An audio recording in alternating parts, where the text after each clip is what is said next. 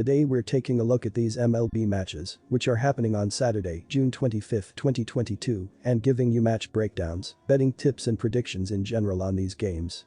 Welcome back to High Stakes, let's get straight into it. Also, don't forget to subscribe to get notified as soon as we release these sport prediction videos, and if you would like more betting tips and predictions, then check out our Patreon in the link down below. Our new Patreon is a way for us to help you improve your chances of making more money. Multiple plans are available for each and every one of you. You can get 30 extra betting picks all the way up to 360 extra betting picks per month. Stop wasting hours of your time searching for bad betting picks that ends up costing you a lot of money. Join the High Stakes Patreon now and get the best betting picks. Going back to our video, we will give you 2 betting picks for each game, a team pick and a total pick based on facts and detailed explanation. So make sure to watch our videos till the end so you don't miss any of our picks. Los Angeles Angels vs Seattle Mariners.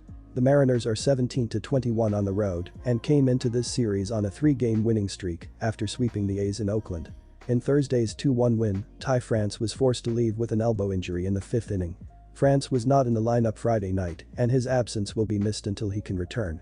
France has hit 10 home runs this season and leads the club with a .316 batting average, 87 hits, and 45 RBI. After getting off to a promising start, the Angels went on a 14-game losing streak that set them back in the standings. After breaking the skid, Los Angeles has split its last 14 games before Friday. The Angels are 19th, averaging 4.3 runs per game, and they are 7th with 88 home runs. Mike Trout leads the team with a .284 batting average, 21 home runs, and is second with 43 RBI. Shohei Ohtani leads the Angels with 45 RBI and is second with 15 home runs and 7 stolen bases. Jared Walsh, 13 HR, 40 RBI, and Taylor Ward, 11 HR, 29 RBI, have also been valuable power bats. The pitching staff is 13th with a 3.85 ERA overall. The Los Angeles bullpen is 17th with a 4.08 ERA, and in the field, they are 13th with +13 defensive runs saved. Patrick Sandoval, 3.2, 2.70 ERA, will make his 12th start of the season on Saturday. In home games, Sandoval is 2-1 with a 3.00 ERA in 6 starts. In 5 career starts against the Mariners, Sandoval is 0-3 with a 3.00 ERA. This is a close matchup, with the Mariners having a 9-5 record when Gilbert starts this season and the Angels 7-4 when Sandoval starts. Both starters have pitched well, and the bullpens have performed similarly as well. I expect another tight game on Saturday and will take the road underdog for the plus money against the Angels, who have lost 9 of their last 11 home games against a right-handed starter. Our total pick is over 8. The Seattle Mariners have been struggling at the plate a bit this year, as they are sitting at 19th in the majors with a .698 team ops while scoring 3.94 runs per game.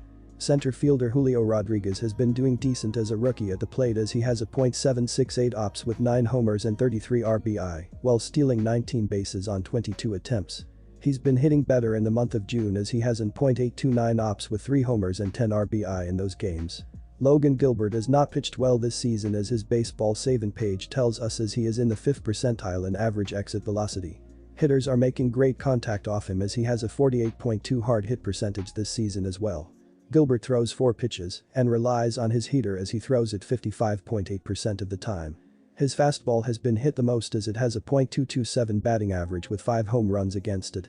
This should be an interesting test for a young pitcher to see a lineup for a second consecutive start.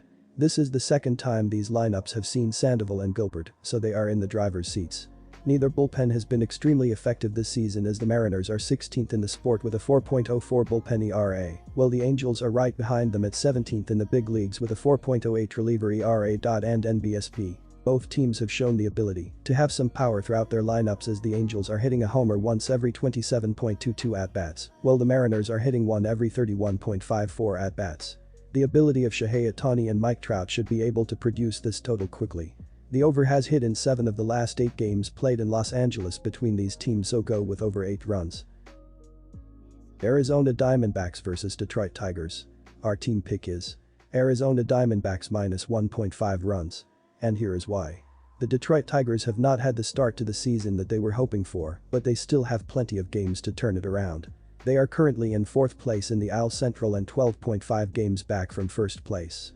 At the plate, the Tigers are currently scoring 2.87 runs per game, and they are hitting .226 as a team. This is the least amount of runs scored per game and the 27th lowest overall team batting average. They have struggled to consistently reach base safely, which has made it much more difficult to score. Detroit has also realized that they don't have as much home run power littered throughout their lineup.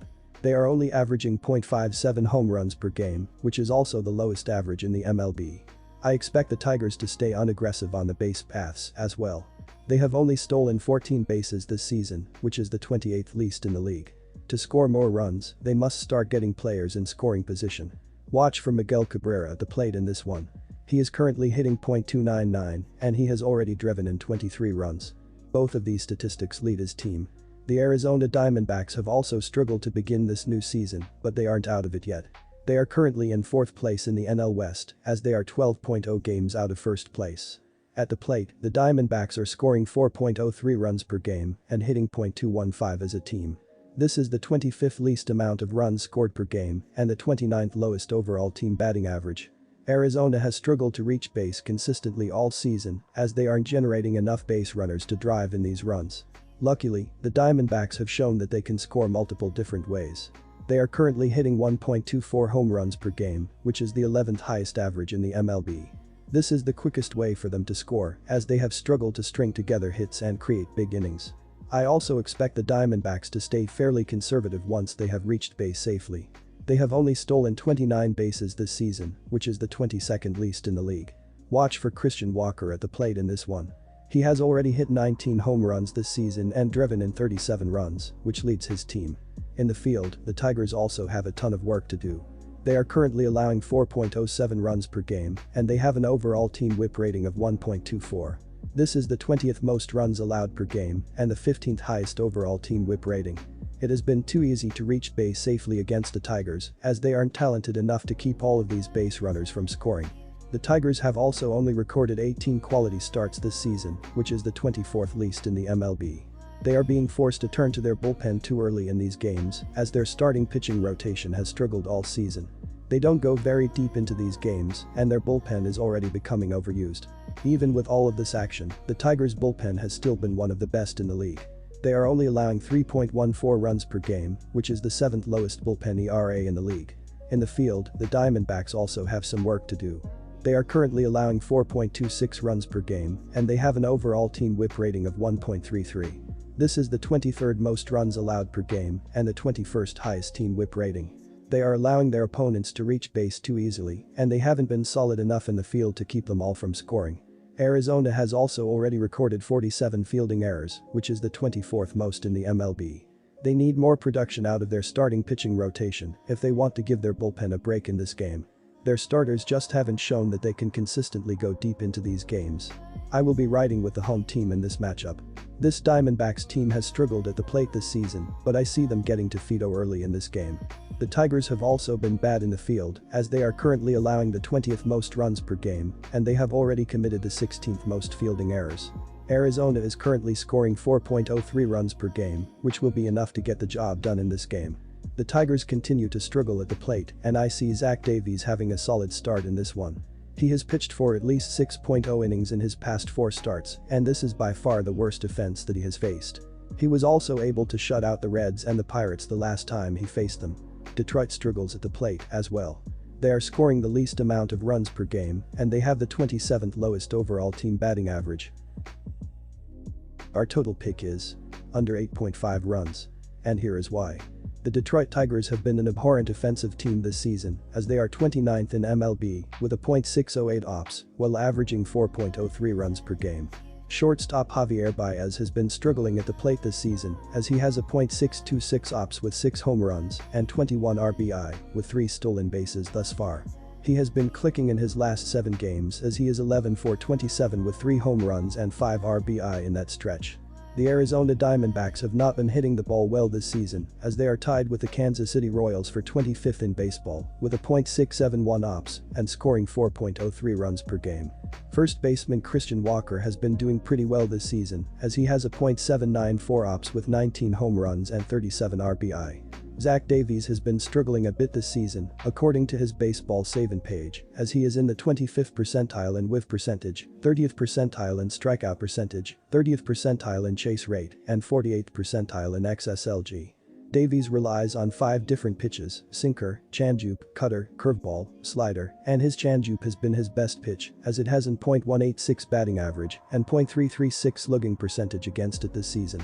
He last faced the Tigers all the way back in 2018, so the lineup has changed drastically since then. Neither offense has clicked too much lately, as the Diamondbacks are averaging 4.04 runs per game in their previous 26 games, while the Tigers are scoring 3.08 runs per game in their last 26 games played. The pitching staffs have been doing just enough this season to prevent the opposing lineup from thriving, as Detroit is 20th in the sport with a 4.07 ERA, while Arizona is 23rd in MLB with a 4.26 ERA. The under is 10-3-2 in the last 15 Saturday Tigers games, as well as being 7-3-2 in the previous 12 Diamondbacks games. Philadelphia Phillies vs San Diego Padres. Our team pick is San Diego Padres for the win.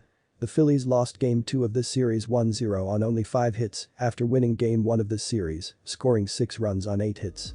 Philly had their chances in the 1-0 loss, leaving 10 men on base, and Alec Boehm and Matt Vierling each had 2 hits. Bryce Harper leads the club in batting average, .320, and RBI, 48, and he had his 8-game hitting streak come to an end in Game 2 of this series, going 0 for 4. Kyle Schwarber leads the team with 20 HR, and he had gone yard in 2 straight games before going 0 for 4 in the last one. On the season, the Phillies are 18-18 on the road, and while they lost Game 2 of this series, they have won 40 of their last 59 road games against the Padres. While Philadelphia is the city of brotherly love, there was none of that on the Padres since in the 1-0 win in Game 2, where Austin Nola had the lone RBI off his brother Aaron Nola. San Diego won Game 2 with 7 hits, and they struck out 13 times. Manny Machado, .328 12 HR 46 RBI, leads the team in batting average, HR, and RBI, and he has missed the last 5 games with an ankle injury and is listed as day-to-day. Jose Azocar, .2710 HR 7 RBI, had 2 hits in the last game and has 5 over the last 3 games. On the season, the Padres are 21-14 at home. Blake Snell, 0-4 5.46 ERA 1.45 WHIP, is still looking for his first win of the season, and in his last start, he was not sharp, giving up 5 runs on 5 hits in 4 2/3 innings in an 8-3 loss to the Colorado Rockies. After winning Snell's first start of the season, the Padres have lost his last 6 starts, and he has given up 12 runs in 14 2.3 innings in his last 3 starts. Snell has not faced the Phillies this season, and he faced them twice last season, where he gave up 2 runs in 9 innings of work. Zach Eflin, 2-5 4.43 ERA 1.19 WHIP, gets the call for Game 3, and he had a rough last start, only lasting 2 innings, giving up 4 runs on 5 hits in a 9-3 loss to the Washington Nationals. After winning 2 in a row with him on the hill, the Phillies have lost his last 2 starts, where he gave up 4 runs in each.